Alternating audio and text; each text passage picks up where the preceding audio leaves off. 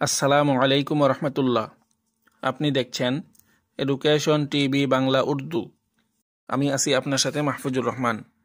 আজকে আমরা শিখব উর্দু শব্দভাণ্ডার ২৮তম পর্বের ৩০টি শব্দের অর্থ।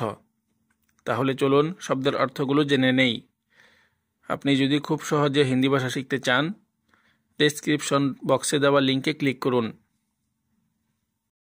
জিয়াদা বেশি, বুরাদা কাঠের বসি, পাকানা রান্না করা, একিলা একলা, শরীয়ত ধর্মীয় বিধান, পুরানা গাথা, ভরসা ভরসা, আধুরা অসম্পূর্ণ, মুনাসিব উপযুক্ত, মুবারক কল্যাণকর, ইমারত দালান,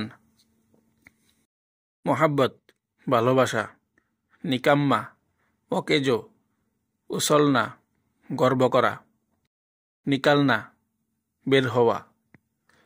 শরীয়ত কা হুকুম মানো, শরীয়তের হুকুম মান্য করো।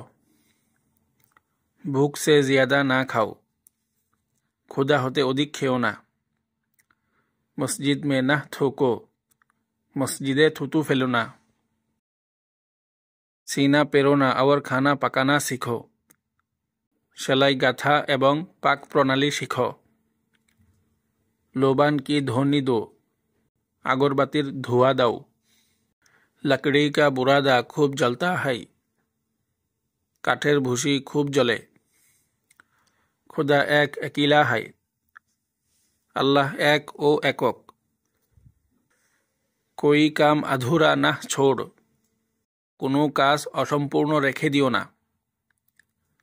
আব বাহার না নিকালনা, এখন বাইরে বের না হওয়া চাই। खुदा के रसूल हजरत मोहम्मद सल्लल्लाहु अलैहि वसल्लम से मोहब्बत रखो, আল্লাহর রসুল হজরত মোহাম্মদ সাল্লাল্লাহু আলাইহি ওয়াসাল্লামের সহিত ভালোবাসা রাখবে। উনকা নাম আদব সে লো, সম্মানের সহিত তাহার নাম লও। নিকাম্মা রাহনা মুনাসাব নাহি, অকেজো বা বেকার থাকা ঠিক নয়। जब किसी से उनका नाम सुनो तो उन पर সালাম ভেজো, যখন কোনো ব্যক্তির থেকে তার নাম শোনো তখন তার উপর সালাম পাঠাও। নামাজ মে উন পর দুরুদ পড়ো, নামাজের মধ্যে তার উপর দুরুদ পড়ো। তু কিউ উসলতা ফেরতা হাই, তুমি কেন গর্ব করে ঘোরাফেরা করছো।